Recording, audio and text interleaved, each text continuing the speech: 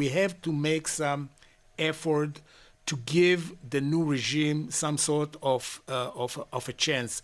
But I'm not sure it was the best move that from day one, a trophy for Giuliani, before he did anything to gain this trophy of a meeting with the United States president, and of course lifted the sanctions. It reminded me in a way the meeting between President Trump and the leader of North Korea, which in the end nothing came out of it. So I think we should go forward. I think we should give it a chance. I think the Americans should give a chance and to broker some sort of a deal, but I'm not sure of the rapid movement is the optimal for this time. In his meetings and his announcements on this trip, most importantly, when he decided, and actually he decided very late, while he was already in Saudi Arabia, to go ahead and meet the new Syrian president, al-Shara. But he insisted that the first line on the agenda in that meeting would be potential recognition of Israel by Syria, and Syria joining the Abraham Accords or something similar. So obviously Israel's interests are well represented. The US is not going to abandon Israel or its people anytime soon.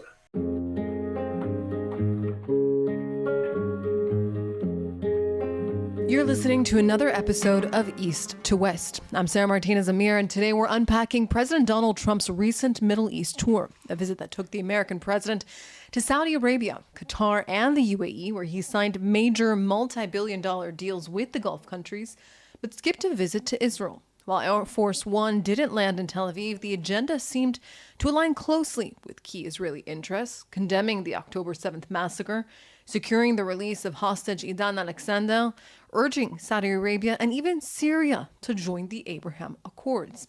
But behind the optics lie tough questions. Why was Israel left out? What does a U.S.-Qatar rapprochement mean for Jerusalem? Is the U.S. falling for the same ruse as the Europeans by lifting sanctions on Syria? With us to unpack these strategic signals and potential missed opportunities are Oded Ailam, former head of the counterterrorism division in the Mossad, now with the Jerusalem Center for Security and Foreign Affairs, and Hazem Alghabra, former senior advisor to the U.S. State Department. We'll break down the diplomatic tightrope President Trump is walking and what it means for Israel, the Gulf, and the fragile road to regional stability. Gentlemen, thank you both for joining me today.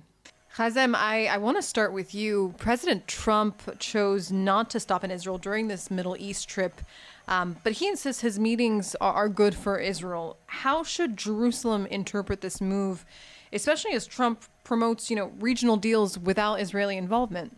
Great question, Sarah. And this is something we're trying to figure out as well in Washington. This is what we know so far. Not going to Israel does not mean ignoring Israel. I think the Israel trip is coming soon, but that will be its own trip, which is important as well. The president focused on certain issues in certain countries with agendas and plans and proposals and projects that are ready to go. And obviously what we saw in Saudi Arabia and Qatar and the UAE showed that there is progress with the relationship in these countries. Please remember as well, Biden has strained the relationship with the Gulf, with the Arabian Gulf, to the extreme. And President Trump wanted to go there, have that as his first step to remedy the relationship. And obviously he was successful. I think we will be seeing an Israel trip in the near future, hopefully with great announcements like we've seen in this trip. But also remember that the president has clearly represented Israeli and other regional interests in his meetings and his announcements on this trip. Most importantly, when he decided, and actually he decided very late, while he was already in Saudi Arabia, to go ahead and meet the new Syrian president, al-Shara.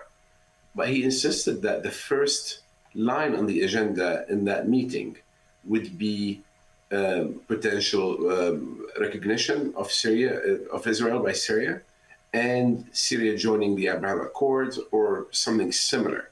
So obviously, Israel's interests are well represented. The U.S. is not going to abandon Israel or its people anytime soon. Oded, I'm curious to get your take on how you viewed this Middle East tour by the American president. I think, first of all, it took Israel by surprise.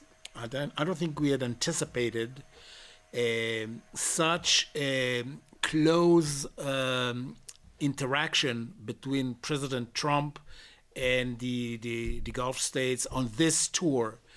I think the fact that he lifted the sanctions, or is about to lift the sanctions on Syria as a first phase, I think it's something that is not the optimal way to approach the new regime in Syria, which we actually, right now, we don't really know where they are going. We don't know how much Giuliani can maintain his grip on this divided country in a way that will approach the demands of President Trump. And as far as I see it, the most problematic thing right now is the deal with Iran, which we are not part of it at all, which in a way resembles the same thing that happened in Obama in 2015. We were out of the game. And this approach right now that is being led and conducted by Witkoff and his team is something that Israel should consider very, very carefully. And before we get to Iran, I want to turn back to the U.S. Potentially or deciding to lift those sanctions on al-Shara, like you mentioned. Hazem, I'm curious to hear from you as a former State Department advisor. Do you think it's wise of Trump to lift sanctions on a former Al-Qaeda terrorist? I mean, is he basically falling trap to the tricks of al-Shara like the Europeans did? No. That's my simple answer. However, here's what's going on. The media is exaggerating what is about to happen with the sanctions a lot. The sanctions are not going to just magically disappear on Syria with no control and no plan by the U.S. We've already heard from Secretary Rubio, the U.S. Secretary of State, that there will be scheduled relief that will happen through 180-day licenses, general licenses. So the U.S. will maintain control over those sanctions. If the new Syrian regime is not cooperating with the international community, with the expectations toward the Syrian people and Syria's neighbors, these sanctions will resume. And the general license issued will simply either expire or get canceled. So there is control here. And there are also commitments by Saudi Arabia and Turkey to help manage that relationship. We need to understand, however, that President Trump does not want the classical approach of the United States in the region, where we are involved in any and every problem. The United States want to have greater roles of our regional partners, especially the Gulf states, in managing what he sees as smaller issues in the region that affect these countries in the region a lot more greatly than it affects the United States. And finally, the U.S. president sees, as a good businessman, sees the perfect often being the enemy of the good. We could wait years and years to find that perfect moment to lift sanctions on Syria, but that may never happen, and would likely never happen if sanctions continue. So he saw that he will give Syria, as he said, a chance, and it is very much a chance. And let me talk about the Israeli approach too, because I've been to Israel. got to know Israel, and I have a lot of Israeli contacts that are very concerned. I always say it's very irrational for Israel to have some irrational fears sometimes. However, there's something good that may happen out of this. That doesn't mean the U.S. is abandoning Israel. It's doing things against Israel's interest. Nothing is finalized yet. We do not have an Iran deal. The sanctions on Syria are not gone. They're just temporarily suspended at best. So let this play out a little bit. If at any moment there is a threat to the United States, its partners, including Israel, its interests, we will go back and revise the policy. Nothing is final here. Israel is not being abandoned, and absolutely the President of the United States is not about to sign a 2015 kind of deal with Iran. That is not going to happen. Basically, I agree that there are steps have to be made in order to encourage a new architecture to the area. And I think Trump is not the classic diplomacy that we have seen many, many years, and he's trying something new. But we have to see that in light of how Trump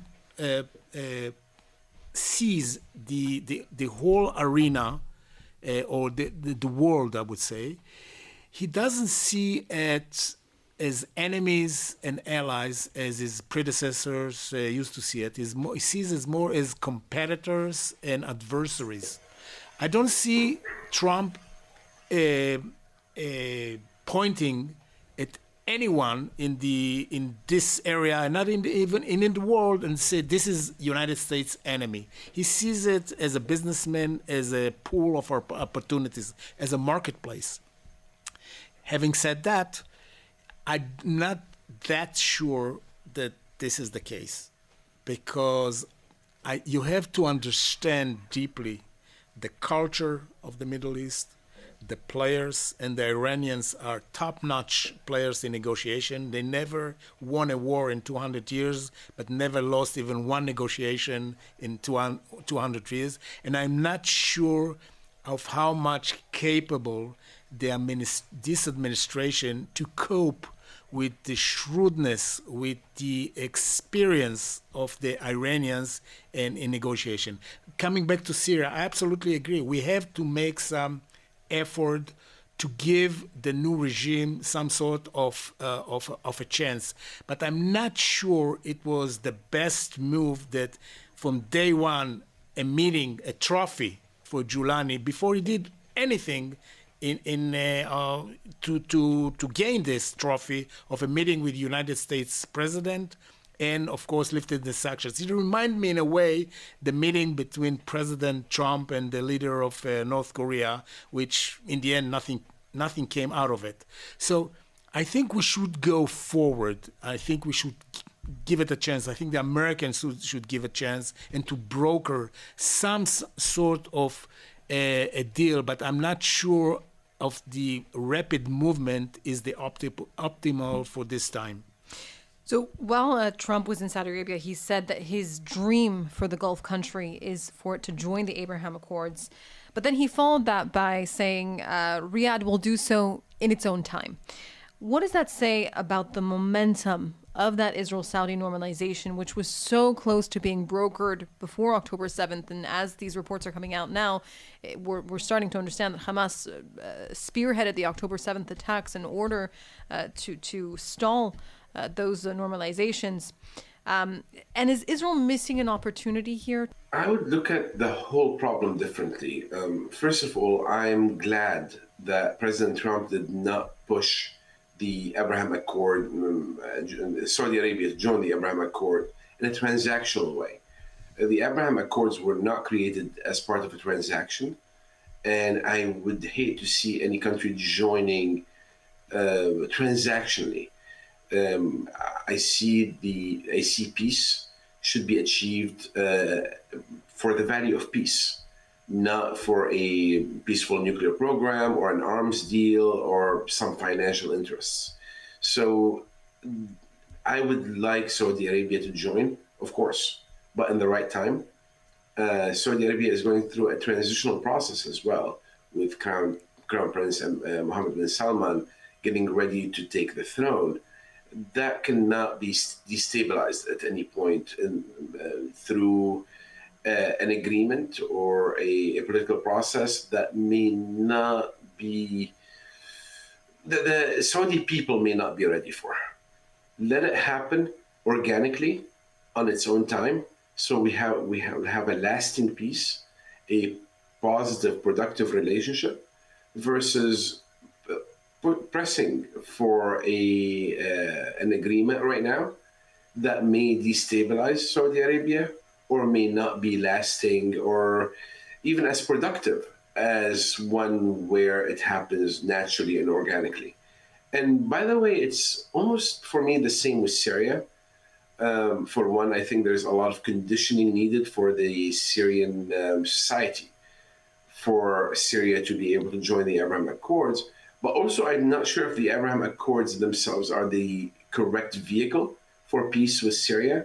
The Abraham Accords are trade and economic heavy. I don't think Syria is ready for that kind of environment.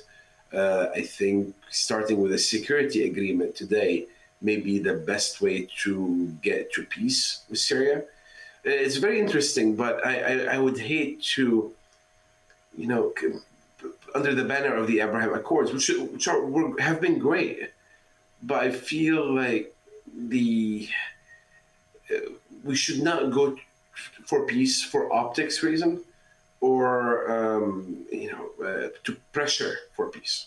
Let it happen organically. Each country can reach peace in its own way. But that's the goal we all seek. And obviously, President Trump seeks very clearly and is very committed to peace in the Middle East. Trump then flew to Qatar, where the Qataris had a surprise for the president, the release of hostage Oded Alexander, the last remaining alive American hostage from Hamas captivity in Gaza. An agreement, by the way, that was forged between the U.S. and Qatar did not involve Israel. Oded, I'm curious to hear from you, given your background in counterterrorism in the Mossad. How does this affect the ongoing negotiations to release the remaining hostages? Does it help move things forward to an all-encompassing deal to release all the hostages? What are we looking at this point? I think I absolutely can understand Trump's stand on Qatar.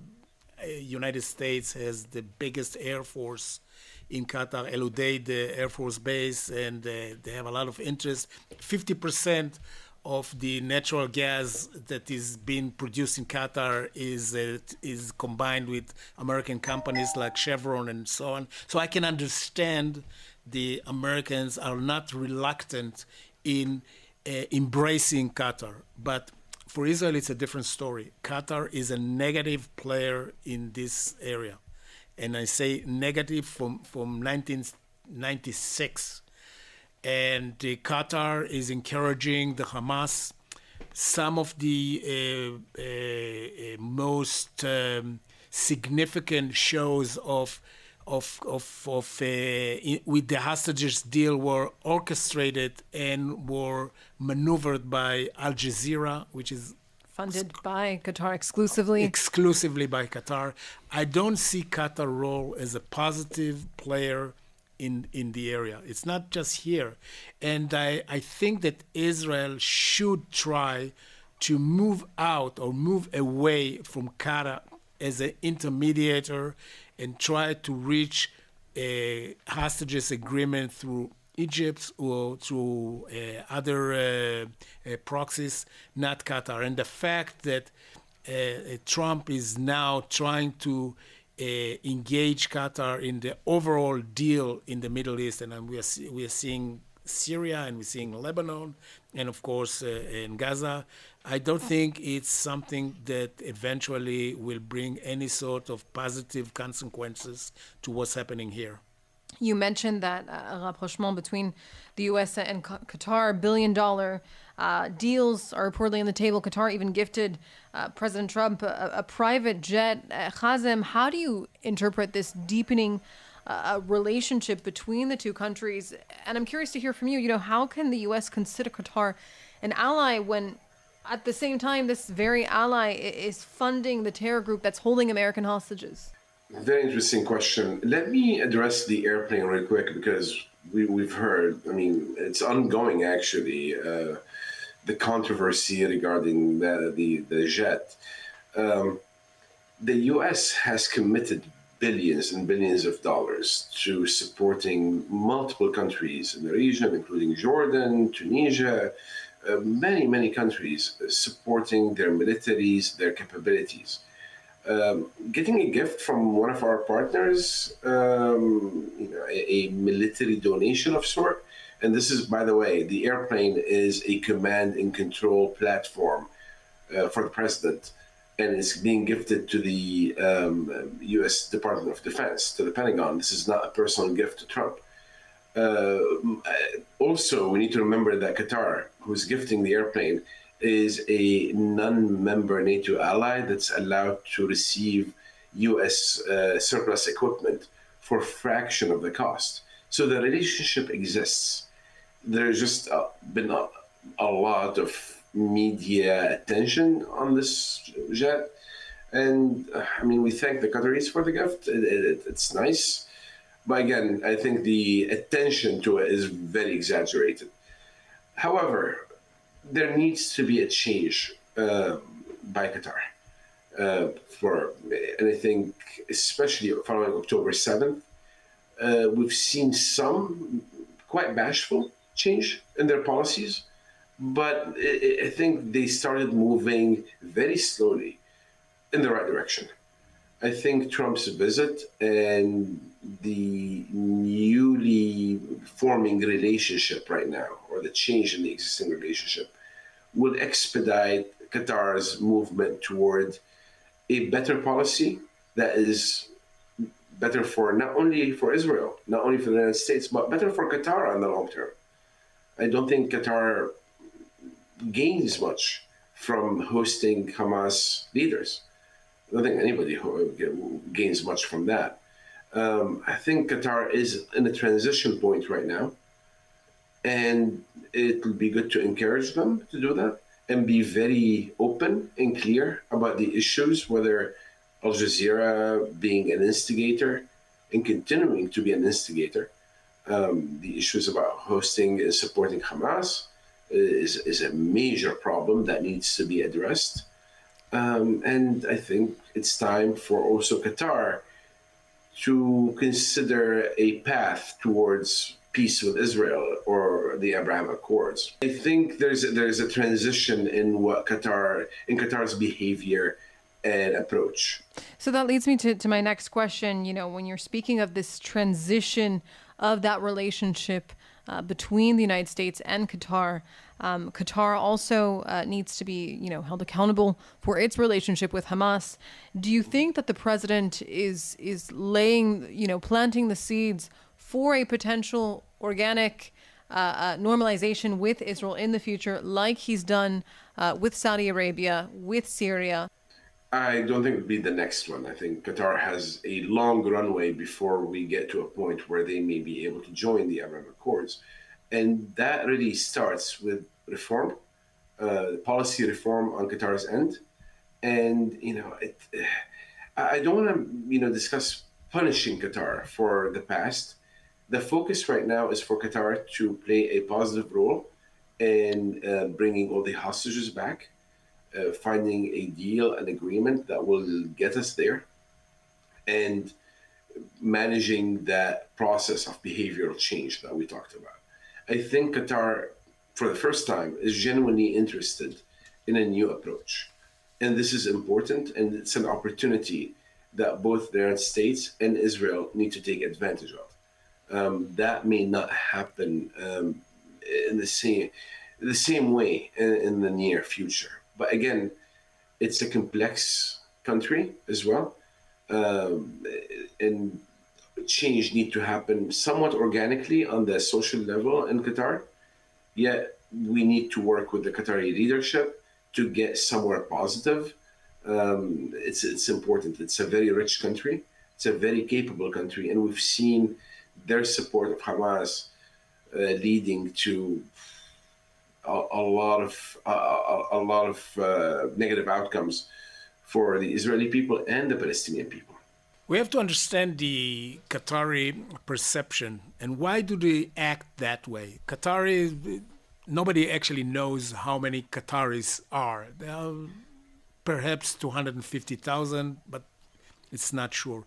And such a small, tiny country has managed to gain world influence on such scale that I don't think we ever seen anything like that in history. They were involved in the Taliban-American agreement. It was signed in Doha, and of course, immediately the Taliban breached the agreement and conquered Afghanistan.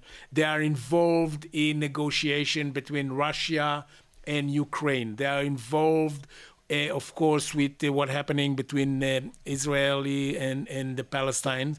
And we see Qatar as a world major player based, of course, on their capability of financing and enormous financial resources. But the role of Qatar is still a negative one in the area. And I absolutely agree with Hazem. We have to bring Qatar more towards realization that they must stop this double play. They have to take a stand, a firm stand. And I think most important right now, they have to detach themselves from the Hamas. Let's not forget, the Hamas leadership is still in Qatar. Is still in Qatar. If you remember, every 2-3 months, they said, okay, we are going to kick them out. And that never happened. Never happened. Right. And so I think the approach of the American administration should be, on one hand, giving a hand to the Qatari, but on the other hand, the American administration has to demand from the Qatari, you have to move away from being affiliated with terror. Remember, they also were affiliated with Al-Qaeda. So it cannot be a one-way street. Hazem, you mentioned Donald Trump making it clear that he's less eager for the U.S. to be heavily involved in the Middle East. Part of that policy, it seems, has included steps that many here in Israel view as dangerous for the Jewish state, including the decision to pause those U.S. airstrikes on the Houthis, those Iranian-backed terror group in Yemen, just days after a missile landed near Tel Aviv's International Ben Gurion Airport. And as the proxy group has continued to fire at Israel over and over again, just last night, 2 a.m., all three of us in this studio were running for shelter in the middle of the night, some of us with small children. What's your take? You know, if these attacks continue, is Washington going to step in? First of all, let's be very clear. It's absolutely unacceptable for any country to lob poorly guided missiles on the civilian population of another country. That's not something the U.S. should accept, not anything anybody should accept. The U.S. is seeing a solution on the horizon for the Houthi problem through Iran. Houthis are a proxy of Iran at the end of the day. And Trump believes if there is going to be a solution, an agreement with Iran, that will naturally resolve the Houthis' problem. At least they'll stop getting rockets from the Iranians. Is that true? I mean, they do not have the capabilities. The Houthis do not have the capabilities without the Iranian support. Would the Iranians continue to support them under the table through transfer of technology? We don't know yet. But that is Trump's approach. However, with that American refrain from direct engagement, I think there is a green light also for Israel to defend itself. And that has been a steadfast commitment by President Trump that Israel has the right to defend itself, especially from this type of threat. When another country, not even bordering Israel, is just lobbing these missiles. So it's something that Israel needs to be aware of, that the U.S. may not be as involved in kinetic operations, but Israel can at any moment launch the operation it feels required or needed to defend the people of Israel. And that is, maybe it's not perfect. There's not a lot of perfection nowadays in the region, but it's definitely a better position than Biden had when he was trying to suppress Israel's abilities to defend itself in Gaza or elsewhere. I don't necessarily agree with this assumption. First of all, the Houthis are not proxies of Iran in the sense that they are abiding everything that the Iranians are saying. Abd al-Malik al-Houthi, who rules the cult from 2004 and took over part of Yemen in 2014, is very much independent in decision making. And I don't think that he is waiting for the telephone from Khamenei, shoot a missile or don't shoot a missile. I think the amount of influence of the Iranian now on the Houthis is limited. And so the way to approach the Houthis is by direct approach. I don't think that Iranian can have such a leverage right now on the Houthis. And now it's a big question. Israel is almost 2,000 miles away, while there is a huge American fleet just on the border of Yemen that can initiate and inflict a lot of damage. What Israel does in one strike, the Americans are doing it almost every day. And the fact the Americans decided to stop it, I think it signals a negative message, first of all, to the Houthis themselves and to the whole world as to the isolation of Israel, in the sense that an ally is attacked and the Americans do not assist us. I think it's a mistake by the administration, and I think they should have kept the pressure, the military pressure on the Houthis, combined, of course, with economic pressure and combined with some sort of a coalition that will involve the other tribes in Yemen and the Saudis in order to topple the Houthis administration and even to target the leaders. It's feasible, it can happen. Israel does not have the capacity of bringing down the Houthis to any sorts of agreement. And I think, and in that sense, the involvement of the American administration was crucial. And I'm a little bit, I would say, saddened by the fact that the administration had decided to pull out and even providing us green light and so on. But I think it's a mistake. Hazem, I'm curious to hear from you how the State Department is viewing Trump's strategy when it comes to bringing an end to the war in Gaza, and these reports potentially of having Gazans being transferred to Libya. Those are obviously unconfirmed reports, but how is Washington viewing Trump's rhetoric when it comes to the war? It's interesting that anything is being discussed at the State Department somehow leaks to the media before the first discussion starts. Yeah. So what we're hearing from the media, and the media is representing as a finalized plan, it's an initial discussion and people throwing ideas in there. And I think it's not unhealthy for people who are trying to make, to affect change, to throw ideas around and see how they, how these ideas can potentially solve the problem. But there's nothing baked. There are multiple schools of thoughts here that, Israel need to be aware of. A lot of people are saying moving Gazans outside of Gaza will resolve the problem, at least Hamas problem. But a lot of people are also disagreeing with that. Well, moving a problem elsewhere will create a problem elsewhere. Right. And, there was at some point a discussion like, should, 250,000 Gazans be moved to Syria? Well, in the current situation in Syria, it's just like pouring jet fuel on a fire. It may not be the best idea for the safety in the region in the future, or Israel's safety in the future. So I would hate to see the U.S. or even Israel try to resolve today's problem by creating a bigger problem tomorrow. Everything is being discussed. And as you can see, I mean, this is really the positive sign here, or the silver lining, that the U.S. is trying to discuss anything and everything, hoping to find a solution. But also, we're looking at Israel right now for a solution.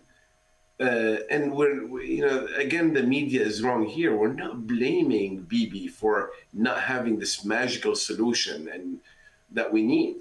But I think there's pressure on everybody to find a tangible solution, and we're working together to find a solution to what often feels like an insolvable problem. We're trying. Israel is trying. We're trying to work together. We're trying to work with other partners. But again, it's not an easy problem. We should not expect a magical solution to just appear out of thin air. It'll take work. It'll take effort. Maybe it's a multi-part solution. But we're trying, Sarah. We are in the United States. Oded, I'm curious to hear, your thoughts of the position that Bibi is in when it comes to the situation in Gaza, at the same time wanting to apply military pressure in order for Hamas to hand over those hostages, at the same time facing international pressure to bring in more humanitarian aid and to stop the fighting, knowing very well that aid will end up in the hands of Hamas and will not go to the civilians in Gaza who actually need it. I'm curious to hear from you how you view the situation there and what is the right path forward. Bibi is right now entangled almost in a lose-lose situation when it's concerned what are going to be the next steps that he's going to take.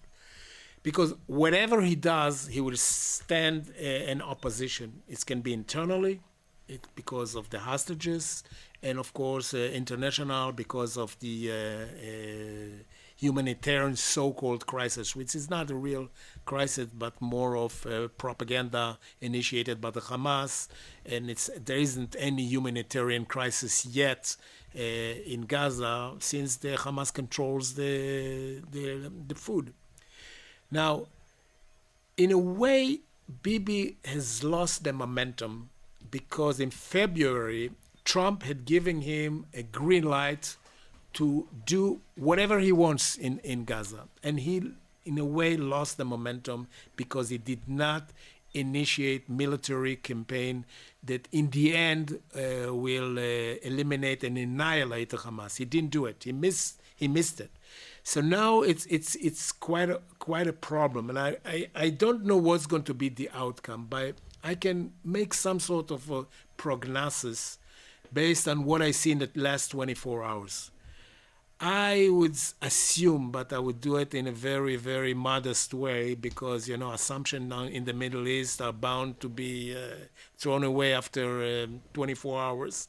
I would assume that the Hamas will go to some sort of a deal, intermediate deal, regarding the hostages and releasing more hostages closer to the Witkoff suggestion than before, fearing the fact that the Israeli campaign might annihilate the Hamas on what is left of the Hamas.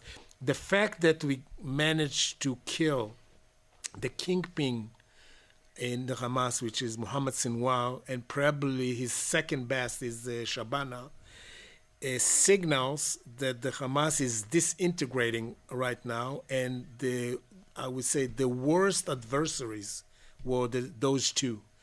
So I want to predict with a lot of, I would say, question marks, but still that we are moving more towards a new ceasefire intermediate agreement than to a full military campaign against Gaza. I think the 24 hours we will know better where we are. It's interesting to see how Trump is approaching the Gaza deal and other situations in the region. Um, we have a saying here in the US, how do you eat an elephant? One bite at a time. He sees that over time, he can reach partial solutions toward a bigger and comprehensive solution to the problem. And this is what Trump is working on. I mean, let's think about it. Dealing with Hamas with no hostages in their hand is a lot better than dealing with Hamas today. Dealing with negotiation when Hamas has 10 hostages is a lot easier than dealing with, well, they have 27. So these things need time, but progress is being made, and that is good. Good progress is a good thing. And, I support Trump's approach because that approach of perfection in the past has failed continuously. So let's find somewhere middle of the ground. Like Trump he likes to make business deals where everybody feels that they walked out with something good, and he's doing that right now and making progress. And we're already seeing reports coming out from the Prime Minister's office himself saying that negotiators in Doha are already working on a potential deal to have 10 live hostages released in exchange for some sort of a 2-month ceasefire. Of course, as you say, every 24 hours here in this region brings something new. Oded, thank you very much for providing your insight. Hazem as well from Washington, and only time will tell how the next week, how this region will look like. Thank you both for joining me today.